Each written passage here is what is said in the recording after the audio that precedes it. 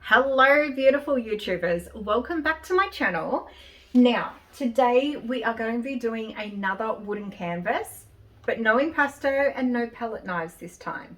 Instead of using a gesso paint to do this board and seal it in, I want to keep that wood grain as much as I can. So I'm going to use this. It is a matte medium. It's by Derivan Matisse and it dries completely clear. This way it will seal the board and stop any of that acrylic paint seeping into that wood grain, and I get to keep the wood grain. So let's cross our fingers that this one works and it's not another fail, but I'm pretty confident in this one. Okay, let's get into it. I'm using my craft knife to take off the plastic. Well, we can't paint over the top of that, can we?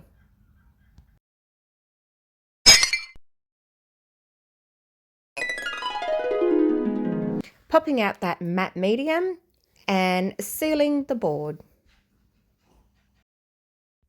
With the board all sealed and dried, I'm using Mars Grey to outline the outline of the koala.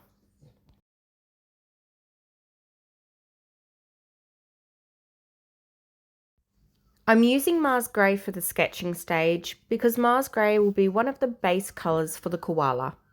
And by adding a bit of water to this outline, it means that I won't get any harsh lines under the base. Starting off the first layer of paint by blocking in any of the darker or shadowed areas. I'm doing this in a Mars Grey and I'm consistently looking back to my reference photo and then back to the canvas, double checking that these main block shapes are in the right spots. I started with a pure Mars Grey, then added a little bit of white to get this medium tone. Adding a little bit more white each time I go that little bit lighter. I really enjoy this process of blocking in the shapes. I feel like I can be loose and a little bit more free because I know it's just the first layer. I pop on some music or a podcast and just get lost in the process. I'm doing the base of the nose using a mix of black, blue and a touch of white. I've used a very pale pink under the nose, in the nose and on some of the white fur, just to dirty it up and make sure it's not stark white. Speaking of white, I'm using plain white to base coat the face of the clock. I then paint over the base with a drying retarder, which helps keep this next layer of various colours nice and wet, making it easier to blend it all out with my makeup brush. I use the brush to barely touch the canvas and blend all those colours together. You can see that doing this technique, the clock face still looks white, but it's not too in your face. There's a variation of colours even though it's nice and subtle. It really does make a difference.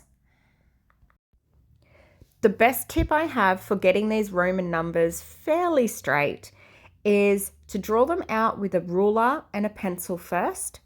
Then I go in with an acrylic paint pen to get those initial first lines, and then I use my paintbrush. Although this process can be a little bit harder when you've got a little tiny Frenchie who decides to come and be your painting buddy. She's lucky she's a cutie. I then move on to painting the gears of the clock face. But it wouldn't be one of my videos if I didn't rub it out completely and start all over again. The gears weren't too bad. They were just a little bit wonky and I thought it's best to start them all over again from that stage rather than keep going with it and trying to fix it. To do the frame of the clock face, I initially went in with a gold paint, but I found that this was too stark and too bright and it really needed a more natural look. So the more natural way of painting gold is not to use gold paint, but to use various colors to get the effect of gold. So I painted over the top with yellow oxide, a little bit of burnt umber, and some white. And then I'm adding these final highlights by putting a bit of white down and smearing it with my finger. I then do the same for the little metal ring on the inside of the clock face. I've pre-drawn all of the gum nuts, the leaves and the flowers in lead pencil before I started to paint. I'm base coating the top gum nuts in brown earth, and the bottom gum nuts down here, I've added a little bit of burnt umber into the mix. These gum nuts are sitting lower and sitting behind the koala, so they will be a little bit darker. It's only a slight difference in the colour, but adds a lot to the perspective when looking at the picture as a whole. I dry brushed on some yellow green to the gum nuts to give it that natural mossy effect. And to get the dimension to the gum nuts, I've used a mix of black and burnt umber for the shadows and some Australian ghost gum for the highlights. At first, I have to admit, I was a little unsure about adding in flowers to the painting. It's not something that I usually do. But I have decided that this year I want to challenge myself. I don't want to just stick to things that I usually paint. I want to paint the things that I normally avoid. And I think every creative person out there, whether you're a musician, whether you draw, you paint, photography, whatever it might be, there's always that one thing that we've found difficult or that one thing that's outside of our comfort zone. When I used to play guitar, I used to find myself avoiding bar chords. And anyone who has ever tried to do a bar chord knows exactly what I'm talking about. I couldn't do them.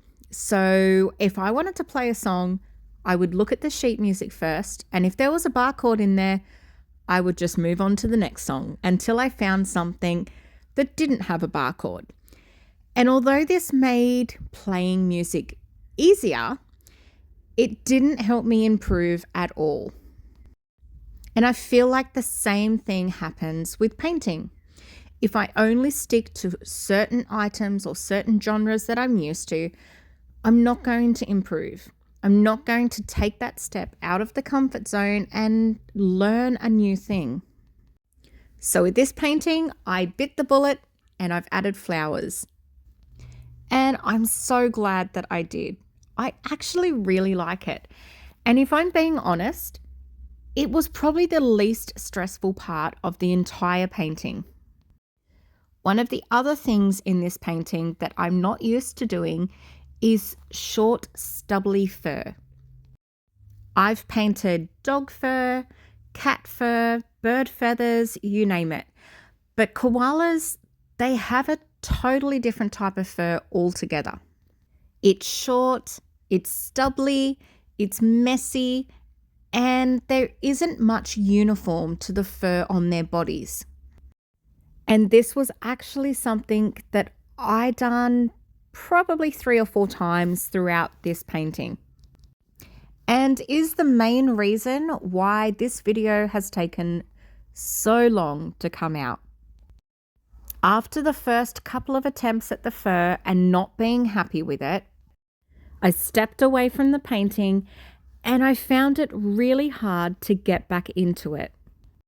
I kept procrastinating and not wanting to go back to the painting because I knew I had to tackle that fur that I was really trying to avoid. The more I thought about painting the fur, the more I avoided picking up the paintbrush. I would come up with a bunch of excuses in my mind. I have too much housework. I started a new job. I've got a new dog. There was no excuse. I was in a rut and I needed something to pull myself out of it. And then it hit me. Well, another YouTuber actually hit me. Not physically, just an idea. His name is STRUTHLESS and I will link his channel down below. He is starting a new challenge called Alphabet Superset. And the whole challenge, the purpose is to break yourself out of a rut and get creating. I tell you, this could not have come at a better time. I was in a rut, and here I am faced with this challenge that's going to start in 1 week's time, all about getting myself out of a rut. Now, I could have made the excuse that I'll just ditch this painting and get straight into the challenge, but that kind of defeats the purpose of the challenge, doesn't it? So instead of pushing it all aside, I used that as my incentive to get this painting done. So I was left with 1 week.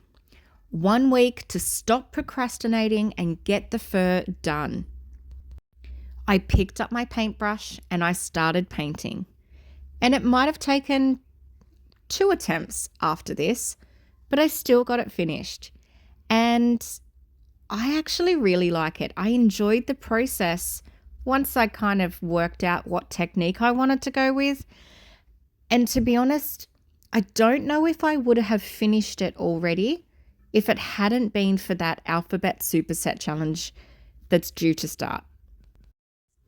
I am super excited to start this challenge, and I'm still going to be working on my main bigger artworks, but it kind of means that I have to post a video every week. There is 26 letters in the alphabet and therefore 26 weeks of painting.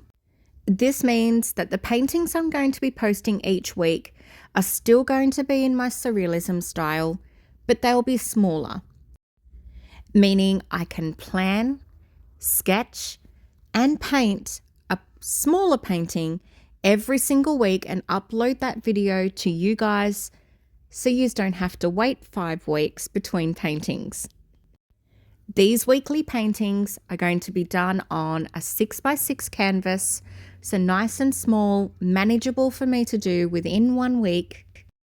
And each painting will be based on a letter of the alphabet, hence alphabet superset.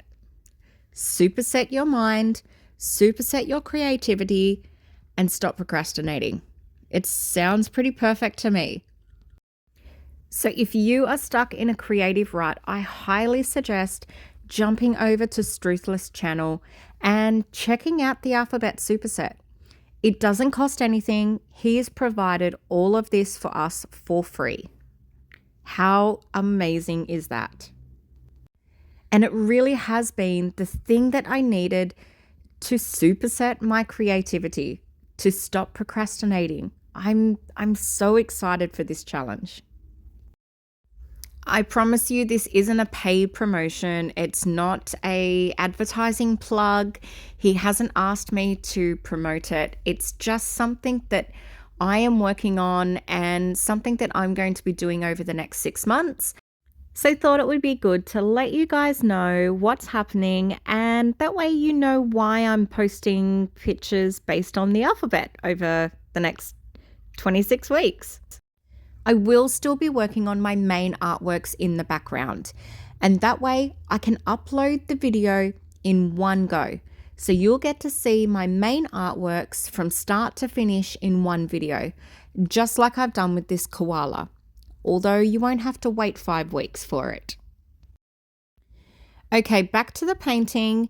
You can see here I started to tackle the fur the way I normally would with dog fur or cat fur. I go in with some broad strokes, getting lighter, adding more and more layers, and the fur's okay, but just not for a koala. After this attempt, I tried probably 3 or 4 times and I just couldn't get it the way that I wanted it. So I would wipe it off and start again. Here is the final attempt at the fur. I'm using a coarse-haired filbert brush. I'm dabbing the brush and kind of dragging it down to give it that soft fur look without too much length to it, because koalas have very short fur on their bodies. I repeat this process multiple times, building up the layers of the fur by going from darker to lighter, back to darker, back to lighter, which really helped get that depth to the koala's fur. The ears are slightly different. They're still fluffy, but the fur is a little bit longer. And now for the fun part, the eyes. This point really turned it around for me. I love doing eyes and I really enjoyed this part. I used a watered down brown earth to draw out how big I wanted the eyes, and then went in with some black with a touch of that brown earth for the darker areas. Kind of doing what I did at the beginning of the koala, blocking in the light shapes, the dark shapes, and then going to the highlights. To get that glassy look, I add the highlights in on both eyes and then add another layer of a glaze of yellow ochre over the top. Once that dries, I go back in with those highlights again, and this time I add some blue tinge to the highlights as a reflection of the sky in the koala's eyes. I add in a couple more marks into the reflection and the eyes are pretty much done. Moving on to the nose, I use that same pink mixed in with a little bit of permanent alizarin and a bit of burnt umber for those shadows. For the outside of the nose, I'm using black with a little bit of blue. The koala's nose is quite shiny and has a tinge of blue from the reflection of the sky. The nose starts off quite dark at the bottom, and then I add more and more blue as it gets halfway up, and then add a little bit of white to give it that greyish blue tinge towards the top of the nose. This also helps make the nose look more rounded and more 3D, instead of having no shape and looking quite flat. I then use the same lighter colour from the top of the nose, around the nostrils and on the side. This helps to accentuate the shape of the nostrils and pop it out from the rest of the nose. The koala is really starting to come together and I'm so happy I picked those paintbrushes up. I'm going back to the pink underneath the nose and adding a few more highlights within the nostrils. Adding in the permanent alizarin for the darker areas, although it kind of made him look like a drop bear for a second there, instead of that cute cuddly koala. It's back to that dreaded fur again. But the fur on the nose is tiny strands of hair. I'm using a flat rake brush to get the bulk of the hair down, and then I swap over to the fan brush to kind of break up the uniform look of the rake brush. This gave it a really good effect, and thankfully I got this fur done in one go. I used the flat rake brush underneath the nose on the mouth area. Then back up to the nose with a blue wash over the edge of those tiny furs to help it blend in a little bit better. I pick up that black-blue mix again and trace around the outside of the nostrils to sharpen the edges. I use this same colour and a smaller brush to add a few details around the edge of the nose. I then add that paint mix to the permanent alizarin paint for the mouth and a few shadows underneath the nose. This not only adds dimension, but makes him look a little bit dirty and less perfectly clean. The same colour that I used around the mouth, I am now using around the eyes. Now for the last bit of fur, those long tufts on the ears that I was talking about earlier. With the koala now all finished, it's time to do those cogs on the clock. I'm using a bronze metallic paint, but I'm not blocking in the cogs completely. I'm letting some of that base colour come through and even adding some of it on top again to really give it that rustic look. I don't want the cogs to look too shiny, but I also don't want them to look too flat and brown. Speaking of brown, I'm using a brown and black mix for the shadows and some imperfections on the gears. I then use a very pale grey for the highlights. I went with the light grey because white, it would have been too bright and too shiny. I paint the hands of the clock in a base coat of pure black. Then using a pure Mars grey for the details and filigree effect on the hands. And I do use a white for the highlights on the hands, and this is because they're closer to the viewer and I want them to stand out a little bit brighter than the gears. It's little subtle changes in colour like this that really help the viewer get a sense of perspective. To get a glass effect over the face of the clock, I do a few stripes of a white paint and then wipe it off straight away. That way it leaves a little smear which gives it that glazy glass effect. And he's done! He's finally finished. I thought I would quickly introduce you to our new Frenchie, Charlie. He's a fluffy Frenchie and he's very noisy, which has made doing the voiceovers very, very difficult. But he's totally worth it. And he will definitely be making an appearance along with Coco in future videos. Say bye. I will see you in the next one.